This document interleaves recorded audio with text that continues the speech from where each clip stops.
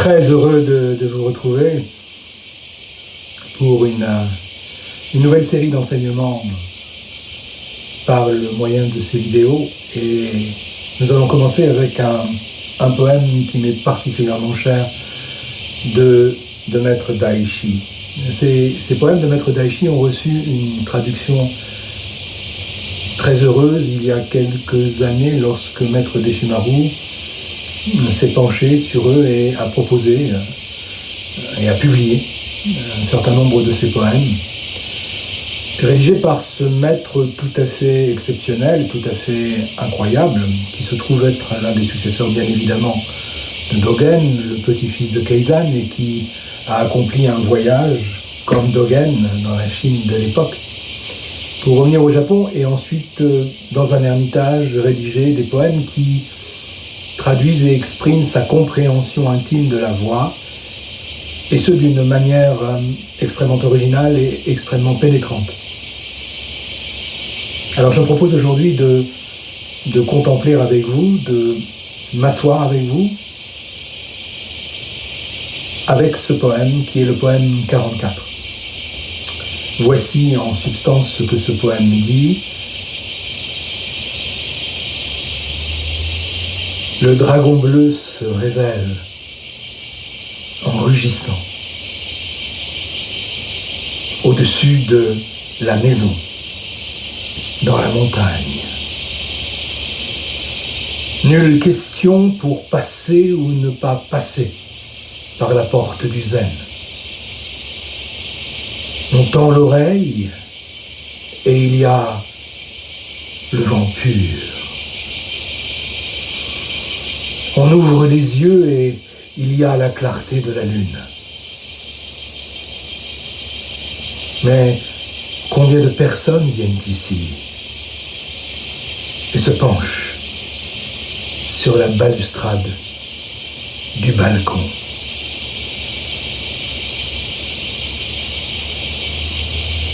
Alors, si on tend l'oreille, on entendra les cigales qui s'en donnent à cœur joie puisque c'est l'été ici et c'est ce qui se passe. Et puis il y a un très grand jardin à côté de cette maison ermitage où je me trouve. Et dans ce poème, il est surtout question dans l'introduction, dans l'entrée d'un certain dragon dont la couleur est bleue. Et le dragon, on le sait, est un animal extrêmement important dans la symbolique de notre tradition. Mais je voudrais pointer plusieurs éléments. D'abord, le fait qu'il se réfère ici à la véritable pratique, à la pratique authentique du corps assis, dépouillé d'attente, dépouillé de désir, dépouillé de saisie, du corps nu dans la présence. Ce véritable dragon dont Dogen nous entretient parfois, c'est ce dont il s'agit. La couleur bleue, cependant, fait référence à une couleur extrêmement importante dans notre tradition aussi, et surtout dans le bouddhisme en général, puisque le bleu se réfère à la couleur du ciel, à la couleur aussi du Bouddha primordial, le Bouddha de tous les Bouddhas, le Bouddha matriciel, le Bouddha original, mythique. Je ne parle pas évidemment de Shakyamuni.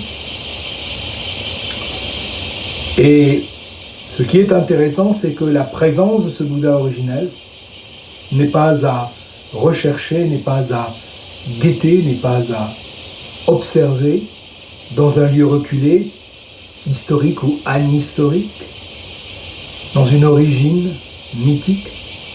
Il est dit dans ce poème que c'est au-dessus de la maison dans la montagne, c'est-à-dire là même où vous vous trouvez. Car à cette époque, lorsque Daishi rédige ce poème, il est tout simplement dans son ermitage. Ce qu'il écrit ici directement, c'est que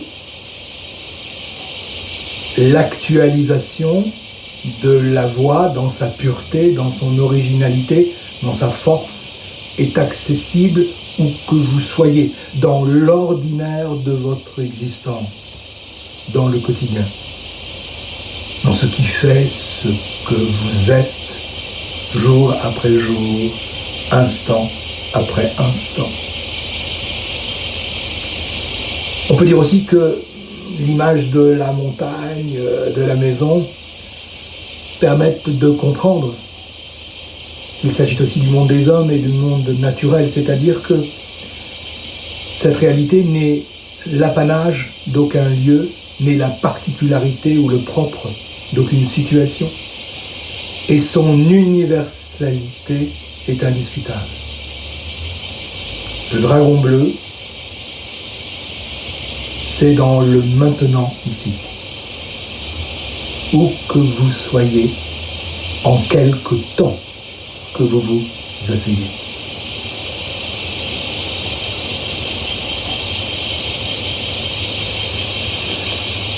Alors la grande question qui vient dans la suite du poème, c'est la question de la porte. Passer par la porte, vous savez, un grand truc la porte. Vous avez même un recueil qui s'intitule La passe sans porte, qui est un recueil de koans. Et cette porte, eh bien, vous aurez bien du mal à la trouver. Vous aurez bien du mal à la franchir même, car voyez-vous, cette porte, elle n'est finalement que vous-même. Nous avons coutume de penser la porte comme un espace médian, un lieu intermédiaire, quelque chose qui permet un passage d'un lieu à un autre, d'un état à un autre, d'une station à une autre station. En fait, nous installons la porte dans un mandala, c'est-à-dire dans une représentation cosmologique ou temporelle, qui fait qu'il existe un moment et puis un autre moment. Autant dire que dans l'univers de Shikantaza, dans l'univers de l'assise nue et dépouillée, cette configuration, j'aime bien ce mot, c'est un mot que certains philosophes français aiment beaucoup manipuler, mais cette configuration-là, elle est complètement inopérante, ça ne marche pas, ça ne fonctionne pas. La porte, quelle porte? Vers où? Comme toujours, la porte, si porte il y a, c'est ceci. C'est ceci qui s'ouvre en ceci. Qui s'ouvre de lui-même sur lui-même. En fait, dans la pratique de notre tradition, nous ne sommes pas assis pour aller quelque part, pour franchir une porte, pour trouver un autre séjour. Nous nous asseyons tout simplement pour abandonner l'idée d'acquérir et d'atteindre en réalisant profondément que cela est déjà réalisé, cela est déjà manifesté. Nous ne pratiquons pas la voie du Bouddha, nous n'asseyons pas notre corps dans une posture pour rejoindre un idéal, nous abandonnons notre corps au Bouddha qui nous assoit. Et là, dans cet univers, le vent pur, c'est-à-dire l'enseignement du Dharma, et puis la clarté de la lune qui représente évidemment l'éveil, dans sa rondeur, dans sa splendeur. La lune, on la trouve un peu partout, dans toute la littérature du Zen, de la Chine au Japon, en passant par la Corée évidemment. Cette lune brille au-dessus des textes et des poèmes, elle éclaire de sa bienveillance et de son éclat doux et pénétrant les enseignements du Dharma.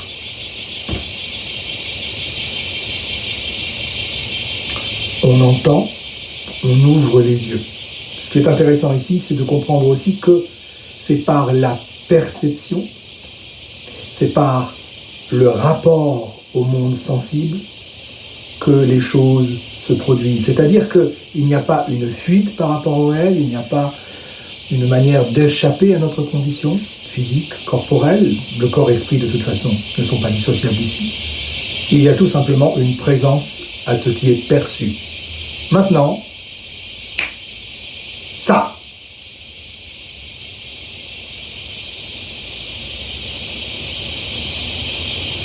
Chant des cigales.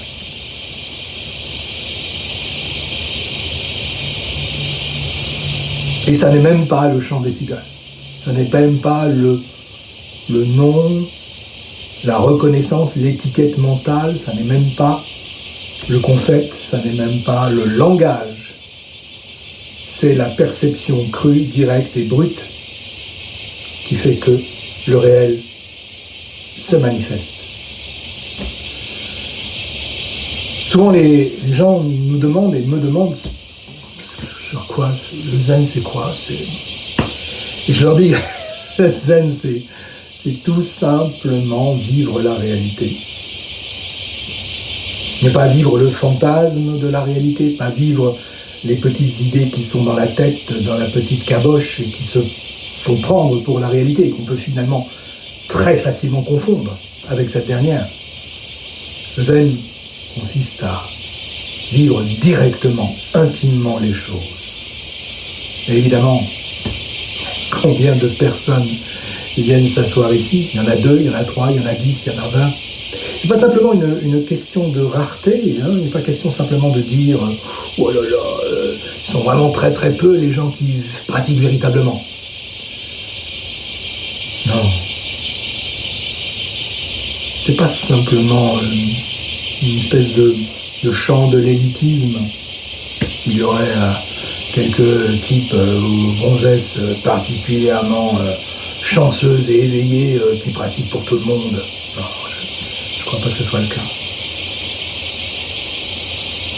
En fait, c'est une question ouverte qui est presque comme une invitation. Vous pouvez venir vous asseoir ici. Vous pouvez tous venir vous retrouver et retrouver ce réel que vous avez jusqu'alors marchandisé, traficoté, manipulé, pour vous servir, je sais pas, hein, votre trip, vos agendas, vos objectifs, etc., etc.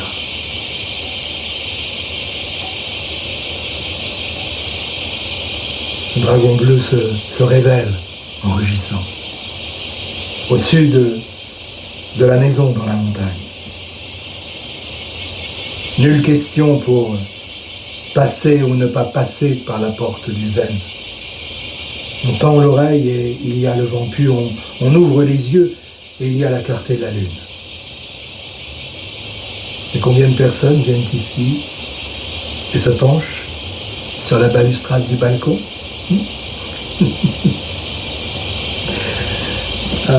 Merci beaucoup, merci pour votre patience.